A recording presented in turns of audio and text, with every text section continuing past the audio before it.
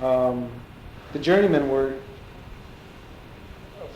formed out of, it was a combination of things, but Dick Weissman, who was a really good banjo player, came from Philadelphia originally and was part of the New York scene in the the late 50s, early 60s, who I was friends with and played with a lot back in those days, formed the Journeymen with Scott McKenzie of, Flowers in Your Hair, San Francisco, all that. And John Phillips. Right. They were the trio. So it was kind of a funny a mixture of people, but I put them in a slightly different category from some of the others. And then there were the groups in the village that were more coming out of the Pete Seeger, Weaver's sort of inspiration. And I was in a group in the early 60s called the New World Singers that was directly came out of that kind of thing. We've got you on Broadside tapes. Okay. Broadside, and also we did an album on Atlantic, which was actually Bob Dylan wrote the liner notes, and and unfortunately the group, we just put out the one album and then we split up, so we didn't get too far with it, but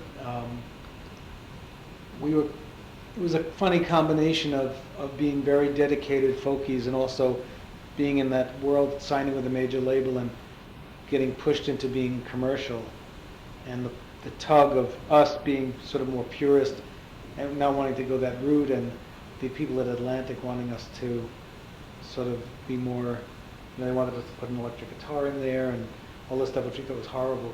What a terrible idea.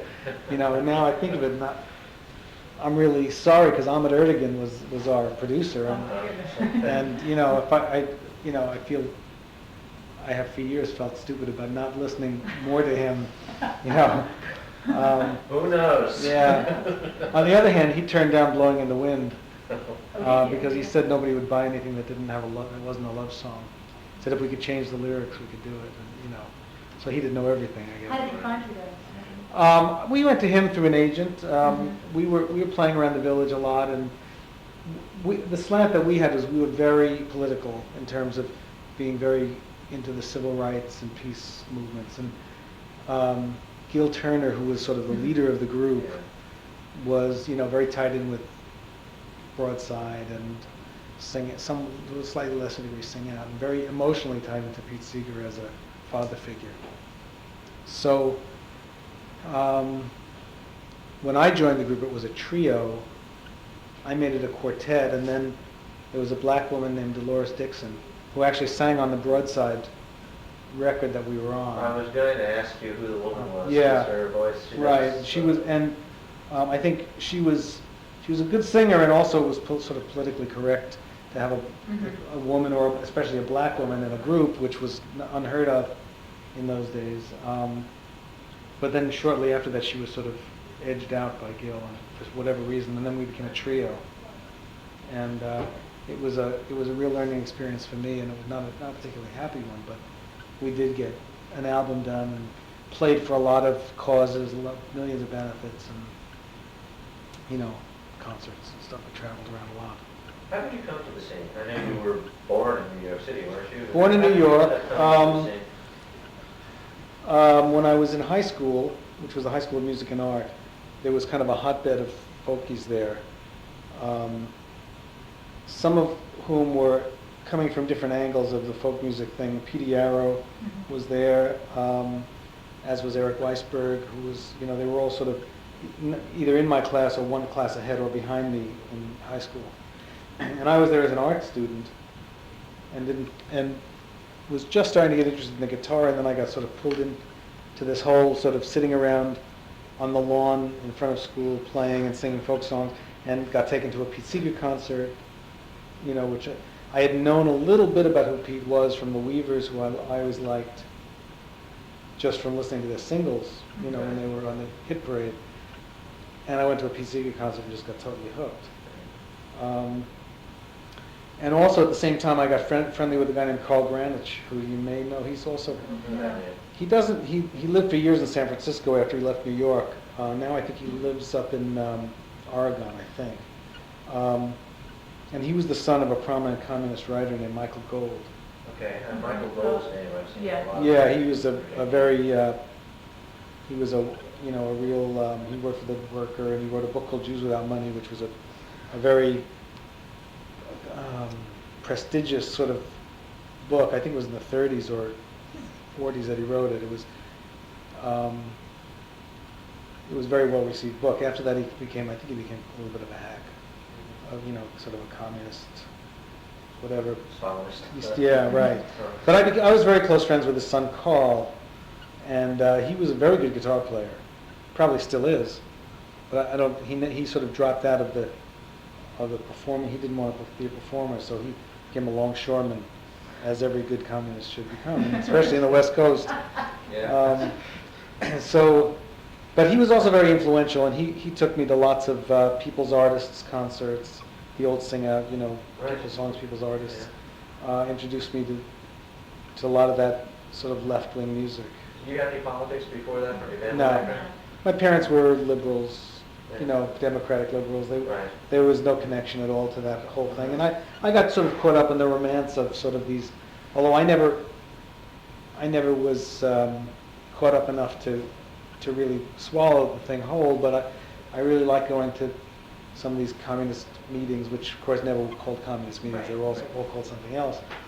And, you know, going to people's houses who had pictures of black Reconstruction era senators on the wall, or some, you know, congressmen on the wall, you know, like, who are those guys, you know, like, it was very old, you know, and I can remember distinctly the, you know, calendars by people like Anton Refugee, who I came to know here in Woodstock, but, you know, there were these woodcuts with hammers, you know, banging down on, you know, or big stars with doves flying out of them and all that stuff, you know.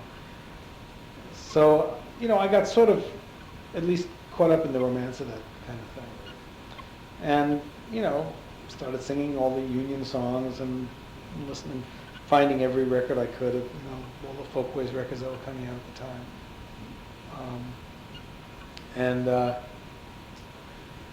Just also did a lot of summer camp work. So I went to summer camps and taught guitar and sang with kids and got very involved in that and started teaching guitar at a fairly young age while I was still in college. Where did you go to college? NYU. So you were right down there. Well, I was actually in the Bronx, Oh, that's right. the Uptown campus, yeah. Uptown, okay. But I went every Sunday faithfully, you know, to the square. I mean, from the time I heard it, probably from about 55. I was going to ask, I don't have a sense of how old you are. I'm trying to place this in terms of time. I'm going to be 54 okay. in May. So you're in the late 50s now. Yeah, so Okay. I think it was about 1953 or so that I first heard Pete Seeger. Probably started going to the square shortly after that, maybe about 54 or so. And they would leave you alone at that time in the square.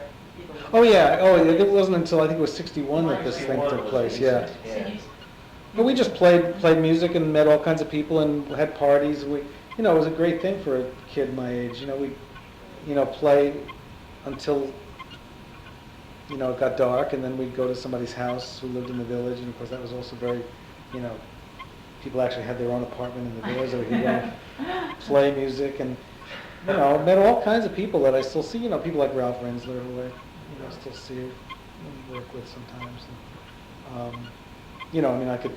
there are probably dozens of people. They were older guys. They were 24. They were older guys, definitely, yeah. Tom Paley I remember very well, because I learned a lot of guitar from watching him. And you met these guys at the square? Yeah, You grew with oh the yeah. older friends you met at the square, Mhm. circles of people. Yep, yeah.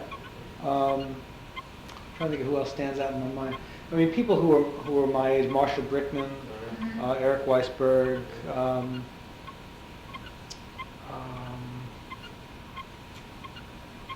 I'm sure if something jogged my memory, I'd think of a lot of those guys. Were there clubs or cafes that people went to and played in? There were, but in those days they were very minimal. Mhm. Before about 1960, I would think. When did Folk City start? So was it 60? Folk City started at 61? 60 or 61. I think Yeah. 61. 61. Before that, they were mostly what they called basket houses, where you're Right. playing past the basket. Yeah. Were And they plentiful in the 50s era? Hmm? Were they plentiful in the 50s era? they were just starting up, the whole folk music thing, as it was starting to look like. And where there were a lot of concerts, a lot of like midnight concerts. in the village. Can we tie, in terms of time frame, post-Kingston Trio, pre-Kingston Trio, or post-Tom Dooley? Well, pre-Tom Dooley, I when guess? did, That would be 57. mid-58. 58 was when that hit the charts. yeah, probably from about 56 Uh-huh. on, I can remember going to, and then eventually playing in concerts. Izzy Young put on several of them. Right. Mhm. There were other groups, and they would be in places like the old Circle in the Square. Right. And there were a lot of little theaters, Heard of Provincetown those. Playhouse, little theaters around the village. On Sullivan Street, I understood. There was a Sullivan Street Playhouse, I think, or is that was No, what it was that's what it's called? called. Yeah. That's what it was called. That's right. Fantastic stage. Somewhere, yeah, I still have old posters somewhere from that era. And very often they were midnight concerts because the theater was doing it until 10:30 or 11, and then they cleared out. And then I remember hearing Peggy Seeger and Tom Paley and Cynthia Gooding. Cynthia Gooding, right, Oscar Brand, all those people would play. I heard one of the unforgettable concerts at the Circle in the Square that I heard back then was Brownie McGee and Sonny Terry and Reverend Gary Davis on the same show. Great. Yeah, it was really an amazing show. I'll never forget that one. And people like Paul Clayton, Yeah. Gene Ritchie would sometimes come and play those things. I mean, it was a combination of traditional people that happened to live around New York, Harry and Jeannie West, for instance, who were traditional artists who lived in the area, and then a lot of revival people. And then eventually people like Ben Ronk would start to do concerts like that. And of course Izzy Young put on concerts in the store too. Yeah. New City Ramblers being, I think, the first one. He did one with Bob Dylan, his first concert in New York. And who would go to the concerts like that Izzy Young would give us? The same kids that hung out in the square, Okay, basically. So you were basically performing for yourself. Well, no, it was a lot of non-players Uh-huh. too. Yeah. Because the square had many more, people that just would come down on a Sunday and listen. So there were a lot of sort of familiar faces that you'd see at all these things. There were also, when the square wasn't open, for instance in the winter or, when it started to get cold, there was a place called the American Youth Hostel that had a basement that they used to let out to have folk sings. And every Sunday, in fact, that's when I first met my wife, in 1958, yeah. At one of those, there was a woman named Ellen Adler. Does that name ring a bell? The name does, yeah, I know. She the lives name, in the like, Bay Area places somewhere like now, that. but We might have it, she was a ballad singer. She was a gorgeous young girl with long hair and played a nylon string guitar and sang sort of Elizabethan or English ballads and stuff. And she was a friend and roommate of my wife at the time. I see. So they would go down to the American Youth Hostel. I remember people like probably later on people like David Grisman. But so there were those things. There were the These private concerts have parties. headliners, No, the American Youth Hostel was not concerts. It was just sing sort people of- who would just get together and pass the guitar around, and it was and there was also a place called the Labor Temple. Have you heard about I that? haven't heard about that. It was on 14th Street, and another place that was an alternative to the square. Roger Sprung used to be there a lot with playing his early sort of bluegrass. And there was another place for a couple of at least 2 or 3 years. We went there when the square wasn't. If it was raining, for instance, it was like a big. The Labor Temple was like this sort of funky building on East 14th Street, and there was a big sort of gymnasium type room. Maybe it was a gymnasium. It was very echoey. I remember this because there'd be 4 or 5 different collect groups of people in different, and the sound would just be horrible because, especially with Roger Sprung's very loud bluegrass banjo and those people playing bluegrass songs and somebody else trying to sing Pete Seeger kind of songs and then somebody else trying to sing, some other kind of mountain songs or something, it was cacophony. But, so there was that, there was the American Youth Hostel, there was Izzy Young's store where there was always some kind of jamming going on. Something else crossed my mind too that was going on in, what was it? I'll think of it. There was some other sort of venue besides private people's, just apartments that people would gather and play. I spent an afternoon with Cynthia Gooding's daughter in Philadelphia going through Cynthia Gooding's stuff Oh, really? I just wanted to get a sense of, it's pretty mundane stuff, but I wanted to get a sense of the type of career somebody of this earlier generation had. Yeah. And she remembers that her mother was a constant party giver, which people would come to Yeah, parties. she had a lot of parties, You spent a lot right. of time at those and all? I didn't go too many times. I went a couple of times to her place, but that was the kind of thing. But she was also older and a little bit much more established than I was at the time, and I felt she was part of a different generation, sort of.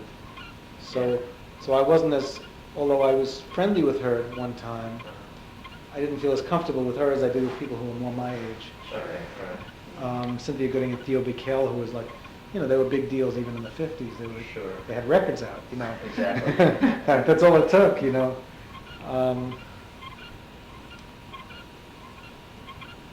there was one other thing that just crossed my mind for some reason, other places that people gathered, and now I'm drawing a blank. There were also a lot of, there was a whole folk dance movement that sort of combined with the folk songs.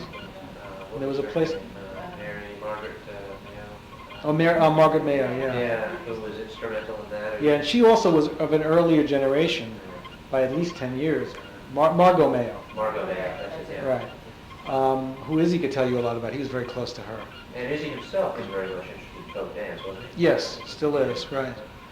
But there used to be things at places like the settlement houses, like Henry Street Settlement and places like that on the Lower East Side, and also uptown at a place called Ethical Culture Society. And they also used to be sort of the same kind of people that would go to the People's Artists Hootenannies would go to those things, and it was kind of so the city was kind of full of. I mean, it was a very disparate group of people, but mostly you could say that they were young, sort of politically left-leaning, and not all of them were. Wherever you went, you'd see somebody you recognized. It was a very social kind of thing, and it was really fun, especially for a young guy. Lots of pretty girls. Right. And And what did your family think of all this as you were doing this? well, surprisingly, they were supportive. They felt it was a healthy thing to do. I mean, I never got any problem from them, even though they were not part of it. But they loved to. When I did start giving concerts and stuff, they always loved to come. So it was kind of a source of pride for them. And there was never any judgmental stuff going on. I was lucky. They did support us, both my brother and I. At some point, I get a sense that things really mushroomed in the village. By the late 50s, I mean, when all these concerts were going on, and lots of these, people who were, I mean, you had both, as I said, both the traditional people, like some of the blues singers who started to come around, like Brownie and Sonny, for instance, and then the sort of young revivalists, and you had everything from the traditional, sort of stalwarts like the New York City Ramblers, and people followed that.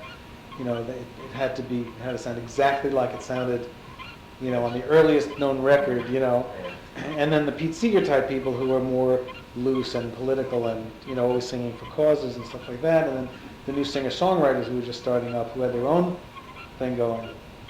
It was really a cauldron of all kinds of stuff going on.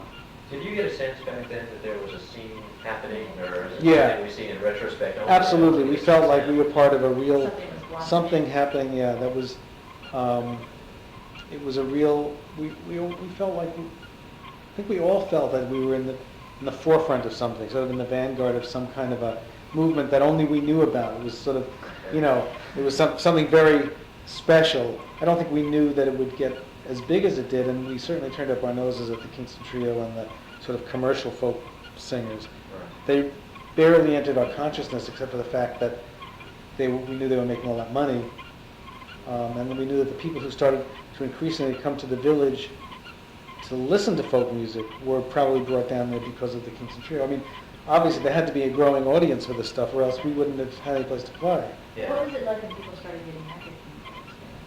There was money. It started getting very competitive, which it never was before, and I was never as much a part of that, but I know that it was particularly got heavy when Dylan came on the scene, and suddenly there was, and Peter, Paul, and Mary, and there was suddenly big money, and managers and agents, and then the Monday Night Nannies at Gertie's Folk City became unbelievably competitive. You know, there was great music, and it was exciting as hell, but every night there'd be managers and agents and record company people and, you know, all that sort of talent scouts, all that stuff around, and suddenly, you know, somebody like Judy Collins would get up to sing a song. Usually, as I remember, it'd be you'd get up and sing 3 songs or something. That was it. So there were some people, you know, like Judy Collins or like Van Ronk or like Carolyn Hester, or somebody would get up and sing a song, and there was a big buzz sometimes if it was, you know, and then you get somebody who's horrible, you know, everybody's sort of just putting up with, you know. But everybody was kind of vying for the best spot on the, you know, like the best time was to go on like around 11 or 11:30, not too early because people weren't there yet, not too late because everybody left by that time, you know. And who's gonna hear you? And it was all kind of amiable, but there was definitely, it started to get into a competitive thing. And then especially when Dylan came on the scene, and Phil Oakes and Tom Paxton and all those people were like vying for sort of who's the songwriter of the year kind of thing. You know?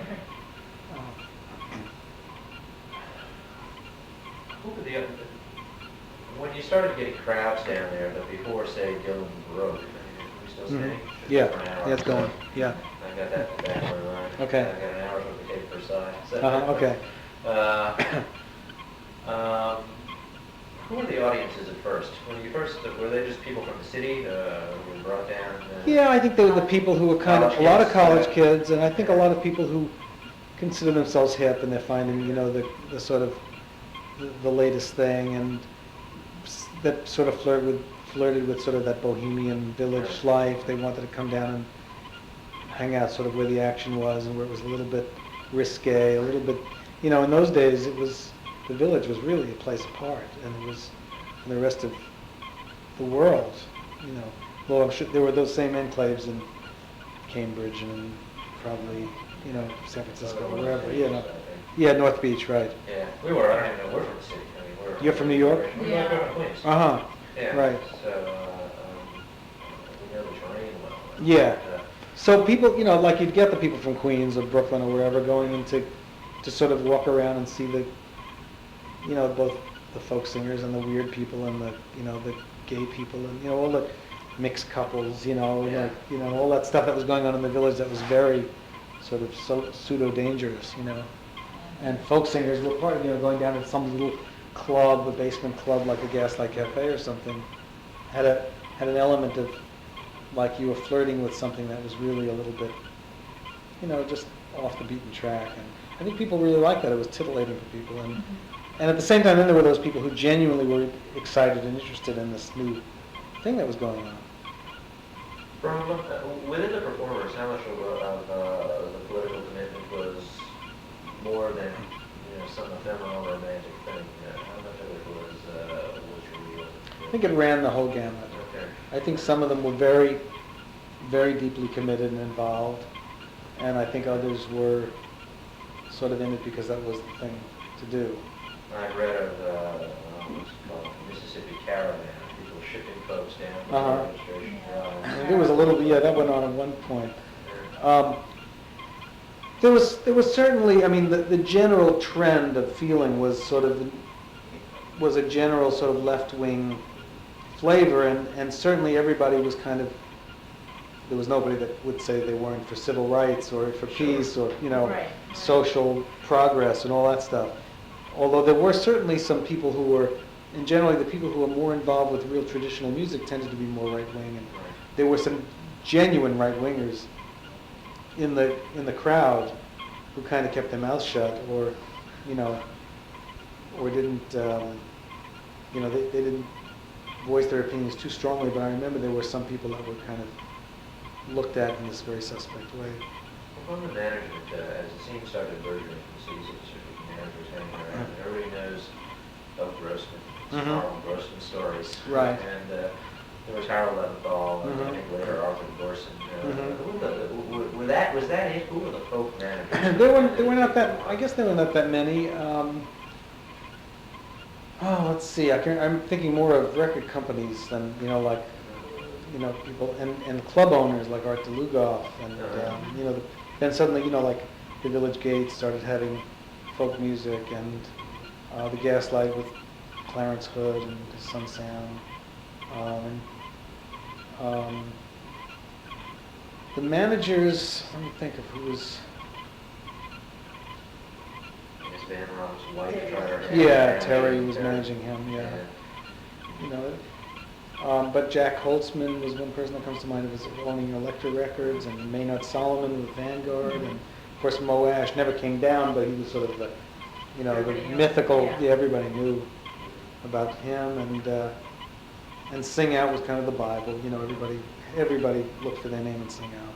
Were Holtzman and Solomon committed to music and that style of music? Were they businessmen committed to the dollar? Or I think initially they were committed to the music. Well, Maynard Solomon is really a classical music buff. He's still, I see articles and books that he writes about, Beethoven and that kind of thing. He's a real serious music person. I think they felt that it was a popular expression of sort of a classical feeling, like something that had a lot of roots and tradition, and somehow was legitimate because of that. But I think they got into it because they liked the music. Although the taste, you can see by the taste of what they put out. Where, for instance, Mo Ash was at, who was really into documenting everything. Yeah. Good, bad. He put it out. Yeah. And Maynard Solomon and Jack Holtzman were much more discriminating, and they did have more of a commercial ear. I mean, Maynard signed John Baez right away, and people like Paxton, and the more commercially acceptable people. I'm going to talk a little bit about the Washington Thread. Go ahead, yeah. Mhm. Just to find Yeah, out okay. about when things started getting hot and what was happening and what people were trying to do to prevent the police from stopping them from singing. What was going on? Oh, you mean for that whole scene? Yeah, right. And so I just wanted to. Oh, I think what happened was that the neighborhood started to get very uptight. It was a traditional Italian neighborhood, and they sort of put up with the artists for years and years. But this started to get out of control, and I think the neighbors started complaining to the police, and the whole powers that be were extremely conservative. And so the mayor, I guess it came right from the mayor, I can't even remember who it was at the time. Was it Wagner? Yeah, Wagner was there. Yeah, I guess it was. Yeah. Just decided that it was too. The other thing that was a problem was that, starting to get a lot of people. It used to be all these clean-cut kids that were playing folk music, and then you got sort of a whole other element. You got bongo players. A lot of guys from Harlem started coming down, and people were sort of perceiving that black guys were coming down to pick up white girls, which could have been partly true. It was a sort of a wide open scene, and then there was the starting of drugs, with as far as I knew, it was just pot, but people were, there was some of that going on, and it was generally looked on as being a sort of a dissolute, sort of unhealthy environment. And I'm sure the neighborhood had a lot to do with it, the sort of traditional Italian people in the neighborhood. So suddenly there was this ban on singing. They just said you can't play instruments anymore. And they decided to, and so Izzy Young decided to start a march into the square, and before we knew it, the police, hundreds of police came, and it was like this big deal. It was this insane thing. Because here were all these, sort of harmless folkies, with their auto harps and guitars, and the cops were treating it like it was some Russian Revolution revisited or something, And it was really, they came in force. So everybody sat down and sang the Star Spangled Banner, and the cops started busting people and dragging people away. It was crazy. So then they started coming, then there was all this stuff coming back. Every week it was another thing, and finally they had to rescind the order. I mean, it just didn't make any sense. How large did the crowd, did you keep going to these things as you, Oh, yeah. as you marched, as you went down each week to be a Oh, part yeah, of it? sure. How large did these things get? I mean, Thousands. Thousands of people? Oh, yeah. You should see, you gotta see this movie. Yeah. Okay. Because it's, Yeah. you can see it's a big crowd. Yeah. And that's probably one of the things that scared the cops, although, you know, they're a bunch of wimps, but there were a lot of people, and there were some, I mean, of course, naturally, some of the communist rabble-rousers started, you know, raising their fists and talking about revolution, and, you know, there was, you know, it's just an amazing scene, and Izzy Young was there, you know, talking about freedom of speech, and it was totally out of, you know, out of proportion to what the thing really was. And then eventually they just sort of said, well, you can sing, but you can't play bongo drums, or something like that. And then, so then there was, because they really carried, they were loud, and then eventually I think they just kind of forgot about it and went back to the way it was for a few more years. And then then the square started to get more, it really did start to get unsavory, and I think people started drifting away, because it started to be more crime, more drugs, more sort of people just looking for, you know, something other than just the good camaraderie of playing music together. And it started to get, it was unfortunate, but it did start, probably 7, 8 years after that, you know, maybe probably by the late 60s.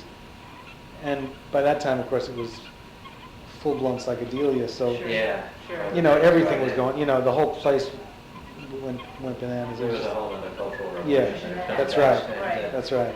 Yeah. And also, most of the folkies went electric at that, by that time anyway. Yeah. Now, were you at Newport, the 65? No. Did you ever go to any? I only went to the later Newports. Okay. Unfortunately, I was always working in the summers. I always had summer camp jobs, and I had kids very young, so, you know, I just didn't get there until the late 60s, when I played there a couple of times. And what you saw as the clubs, coffee houses, basket houses burgeoned with the boom, was there a distinction between the upper echelon, the lower echelon? Oh, excuse me, I remembered what I was going to Oh, tell you about. okay. Did anybody talk to you about the Folk Singers Guild? I wanted to talk to you about that, but Dave Van Ron mentioned it. Okay, I wanted to just- talk to you okay. about that in terms of. That was the thing that flashed in my mind before. Dave flashed on it briefly, As and part of we it. went off onto something else. Since we focused on it, I wanted to learn more. We were talking about, we didn't follow that up with him. Right. Why don't you tell us a little bit about it, sort of? Well, Dave was one of the instigators of it, as I remember, and I wouldn't. Somewhere I actually wrote a college paper about it, which I'd have to Oh, find. really? And just about the it was for a sociology course, just about how this thing sort of came together. But I would have to do a little thinking back to remember exactly who else besides Dave. I know that he was very instrumental, and the whole original idea was to get folk singers together to form a kind of a union, because the regular musicians union wasn't doing us any good. And we felt we were being very taken advantage of by the basket houses in particular, Yeah. and some of the clubs that were just starting. And it was not only in New York, but there were clubs starting up in Philadelphia, Boston. There was a whole little circuit that we were traveling to. In fact, the first time I really got to know Tom Paxton, we went together to Philadelphia. We drove down to a place called the Fifth Peg, I think. No, Second Fret. Okay. Second Fret, right. The Fifth Peg was Izzy's original the place. progenitor of That's Curtis. right. Yeah. That's right. The Second Fret was in Yeah. Philadelphia, and we went down there together. So, anyway, these places where we felt like the folk singers were really being taken advantage of, which we were. You know, we'd play for the basket, but half the time we didn't get it. And I don't know. It was just a lot of, and there was no organization. And here was this thing. Suddenly, the village was full of all these talented kids running around playing music and starting to write songs and all that. And nobody was really looking after them. So.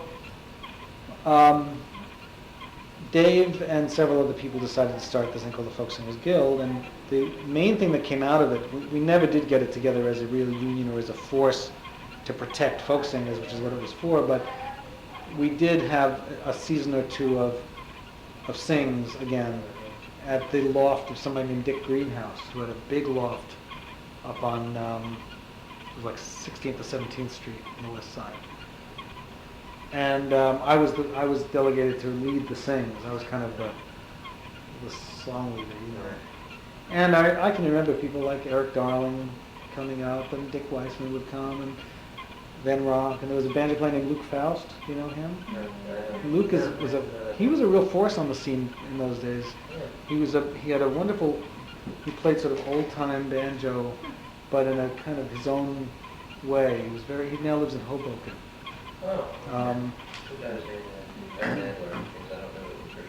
Yeah, he was, and in fact he was married, had a baby with Ellen Adler at one point, and then they split up. And I mean, lots of other people that if I had the self-hypnosis to remember all the names, but and basically it was one of those things, sort of like the Square, except it was a little more organized, and people would get up and sing for everybody else the latest song or the latest ballad that they learned or dug out of some obscure book. I mean, that was kind of the for a lot of people the mark of sort of status was finding a song or an old ballad that nobody else knew. So you go looking So, through like all so you go looking through old books or listening to obscure records and stuff, and it was a real feather in your cap if you could sing a song nobody ever heard before. Especially if it was a nice one. And so that's your kind of competition to who got signed this week. that's right. One of the things I remember specifically was a friend of mine, went back around 1956 or so, gave me a copy of Cecil Sharp's American Folk Songs of the Southern Appalachians. And he presented me this as a gift. I was really knocked out by it. It was really great. So I started going through it, and I found this song that the words were so beautiful that I just had to learn it, and I struggled through the music, and I made up an arrangement and everything else, and I presented it at one of these things, and it was The Water Is Wide, and everybody knew it. I had never heard it before, and I was, it just knocked me out just seeing it on the page, but it was one of those things that just, oh yeah, it's The Water Is Wide, I was so deflated. But, that... Does anything survive from the efforts of the Folk Singers Guild on printed matter? And I actually, was Izzy involved in that? Not that I remember. Okay. Not that I remember. You'd have to ask Ben Ronk. Okay. He would have a better, he was more involved in a way than I was, just from a political point of view. Okay. And he could also tell you who else was really heavily involved in it. Because I remember the people whose loft it was at, and some of the people that would go and sing there. But for some reason, Luke Faust comes to mind as one of the other organizers, but Van Ronk would remember. Okay. We got into that, I think, by talking about whether there were echelons in clubs, the showcases. Oh, definitely, yeah. They definitely started. Well, Gertie's immediately, and a little later on, the Gaslight Cafe became a very prestigious place, and the Village Gate was even higher up, because they were really a jazz club that started to do folk music. Were you part of the group that would go to Kettle of Day for this going? To some extent, but not as much as other people. I was never that much of a... I didn't hang out that much because I was one of the few people that was married even back then. And so I used to... I would hang out there to a certain extent, but I wasn't really one of those people that was up all night, you got to talk to Paxton and... Dave's answer was great. We asked Dave, what did you do in your off time? And I don't know, I had the question or something like that, and he said, we were drinking. We were drinking a lot. Yeah. Really, and then he stopped and he said, yeah, we drank a lot. Yeah. So I was never into that to that extent. You had mentioned Clarence Hood. Mm-hmm. Maybe you can straighten this out for me, because... Sam Hood, by the way, lives in Woodstock.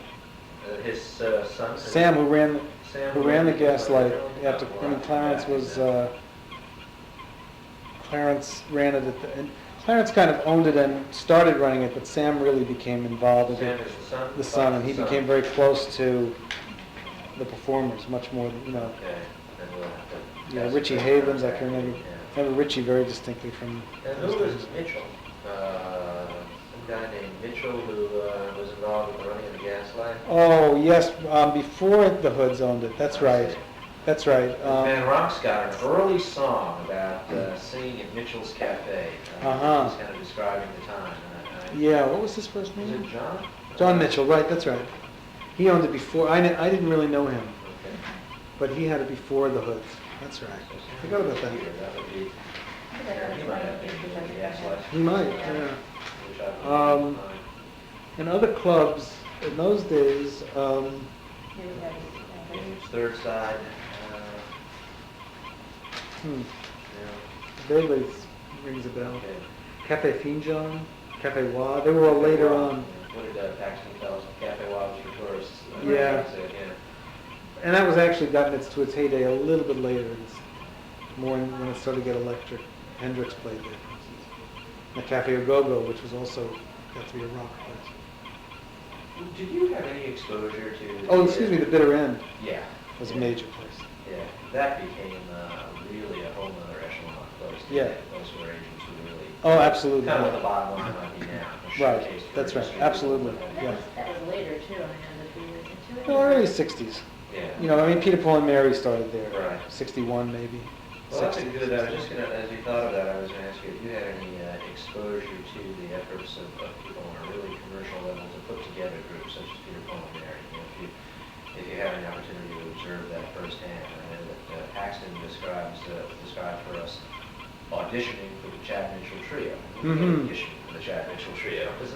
He goes, well, the trio was, it existed, it just wasn't staffed yet. So Uh-huh. we were, did you see any of that, or? A little bit. Well, mostly in terms, I can remember, a lot of times there'd be a group, but you'd audition for, oh, is that coming up? No, it's still going. Okay, good. I just want, I'm watching that button. Yeah. You'd audition more for for who backed them up. I see. But then there were groups there were also groups that were very, like the Tarriers, Yeah. who was an ever-changing group. Oh, I see. You know, originally they had a hit, the Banana Boat song, Right. and there was Alan Arkin, Alan Arkin was in that. a guy named Cooper, Clarence Cooper, and Bob Carey.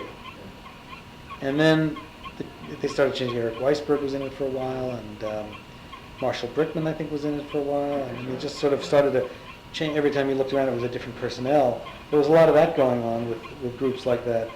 The Greenbrier Boys was another one. Although Greenbrier Boys were more like the Tarriers, and less like the Brothers Four. They were more serious. They did better repertoire.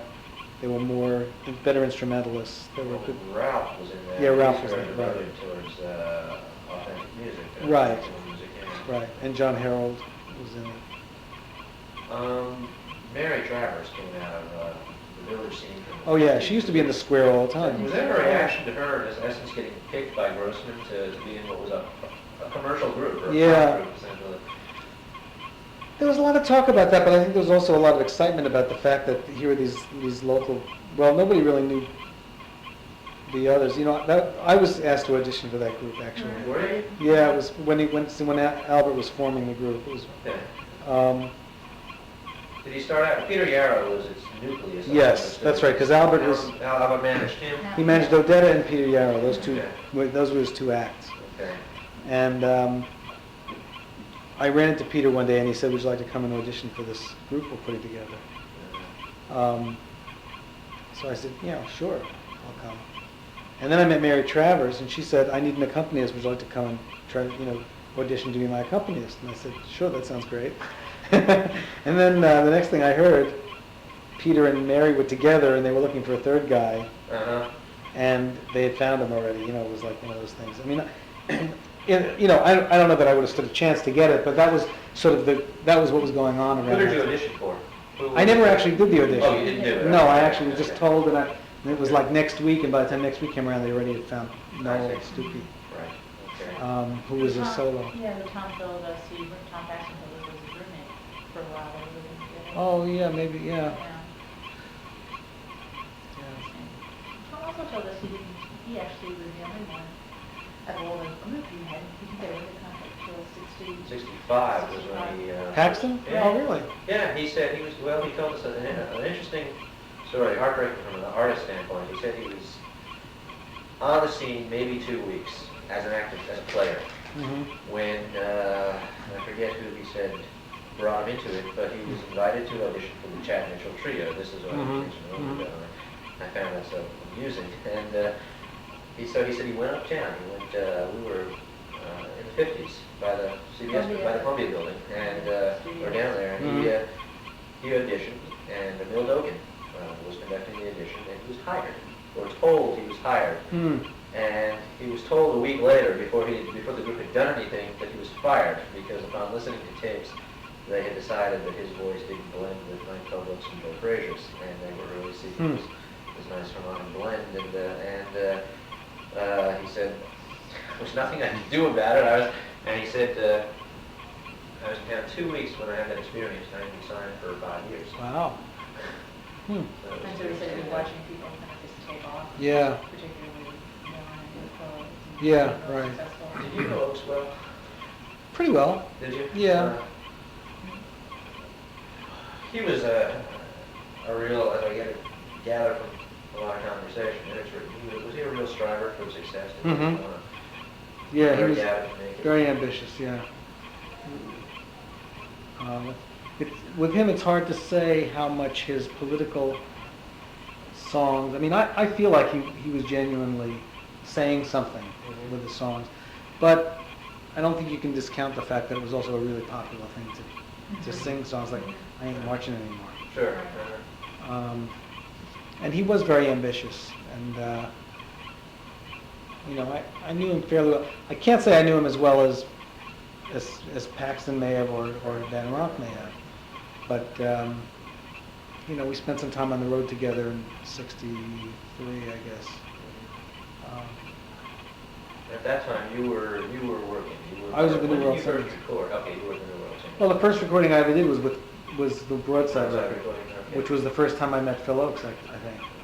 Although I think we had sung, one of the things that the New World Singers was doing was singing lots of people's new songs from around the village. So we were singing Dylan songs as they were coming out, and Phil Oakes songs, and Tom Paxton songs, and lots of others. We were finding the sort of the latest, especially songs that had some kind of a political message. So in '63, when you were referring to touring with those, at that point, were you folks traveling around? Yeah, the New World Singers did a circuit. What was the Well, no, circuit? actually, we actually went out to Michigan. And actually, this is a whole other story, but basically we went out for a 6-week gig in one place at an outdoor restaurant in Grand Rapids, Michigan, singing lumberjack song. Who booked you into that? I have no recollection, but I know it was work, so we did it. Yeah. And then from there, we got booked to do a circuit of new coffee houses that were opening up around small towns along the lake in Michigan. And so we went out. I was there with my wife and year-and-a-half daughter.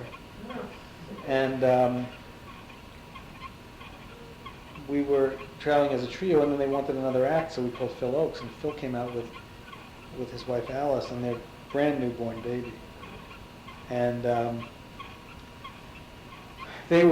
it turned out to be I think it was a mafia operation, basically, where they thought there was money in taking storefronts and painting them black and painting the windows black and dressing waitresses up in leotards and, you know, sort of hippie type outfits or whatever they were at the time, and having folk music. And we did it for about 3 weeks probably, going to different coffee houses in these little towns like Muskegon and Grand Haven and all these little dinky towns. And basically we never got paid, and when we asked for the money, we were told in no uncertain terms to go home and don't ask. Oh, boy. You know, Gil Turner was actually taken for a ride in a big limousine. Oh, God. Yeah. Was he managing you? Gil? So he was part of it. Who was Gil, yeah, I would say he was the leader of the group, and who was booking you or managing you or whatever? at that point, Gil's wife became our manager, and she didn't know anything. I mean, she knew about as much about managing a group as I know about nuclear science. It was really, but it was one of these things where he was fixated on Pete Seeger, and Pete was being managed by Toshi at that point, so he felt that his wife should manage his group. And it was a serious point of contention. But so we got booked into that, and Phil was out there. So we were traveling around for about 2 or 3 weeks with Phil in Michigan, and we had to, you know, drive home with no money on a day's notice. You know, like just you're going home, get out of the state. You know, one of those things. '63, that might have been before Phil had released his album. I don't know if you Probably right around that time, yeah. I think because he was not really known at that point. We knew him, we thought he was great, and we were singing his songs. But I don't know whether his first album had come out or not. It was late '63 or '64. I don't know when his This son- would have been the summer of '63. Okay, I don't think he had his record. Uh-huh. You also would go up to Cisco and Ham's apartment and Yeah, occasionally. So, Yeah. Phil was, I gather, a real eager participant in Mhm. that process. Yeah. Sure. Did you write songs? At that point, no, I don't think I did. Okay. So then you started to No. publish afternoons In and... Brookside Stone, No. I've seen it. I want to talk a little bit about the intrusion of electricity into the scene. What was your first awareness that was happening, that the sounds were changing, and why did it come down? I mean, were people getting interested in British groups? What was the thought of the British groups? You thought the Beatles? You brought it over, right? Well, at first we looked at the Beatles with sort of wry amusement. It was teeny bopper stuff. Yeah, the initial it was, stuff. right. It was. It's But only everybody was, retrospect. but it caused a buzz right away. And I think it was a very short time after the Beatles hit that people started plugging in. Did that pop? Nope, still going. I can't remember. I think probably the first folk singer I heard electric was Dylan Really? at a concert he did in Carnegie Hall with the band, or with, then known as the Hawks, I guess. Yeah. And aside from that, there were some blues groups like Muddy Waters and that kind of thing. Right. And most of us were pretty opposed to it. But by 1965, I was in an electric rock and roll band, so it was, it didn't take long Yeah. to sort of drop that sort of judgmental outlook. There are folks that Van Rock, seemingly, at least from a consumer standpoint, has really never changed his status quo. Mhm. And do you have any sense of what his attitude toward that was? I don't know how well you knew him. I knew him pretty well. I can't remember. It crashed real quickly. But, Yeah, he was in a group called the Hudson something. Hudson Dusters. Yeah, right. Yeah, he says it Mhm. cost him every penny he had at the bank. Mhm. Mhm. Because Yeah, I remember their record actually. When did you start moving out of the village scene, and when did you moved up here? Well, I was heavily involved in the village scene as a rock and roll player, although I never really liked it, and I never was really what I considered my stuff. I joined a group with my brother, or formed a group with my brother, and actually two other guys. One of them was Mark Silber. He's in Oakland. I We just talked spoke to to him. him. Yeah. Quickly, we can go see him. Right, so Mark was the bass player. Uh-huh. Artie and I played guitars, and Eric Kaz, who's a songwriter from LA, was the keyboard player. And this must have been about 65. And we were called the Children of Paradise. Right. So we were very sort of ubiquitous in the village at that point because we were playing at places like the Cafe Au Go-Go, and we played the Bitter End, and all those places. The Cafe Bazaar. Happy? Yeah. I'm sorry to interrupt you. Candice said it was... Have you said what? Sure. Yeah. Excuse me one second.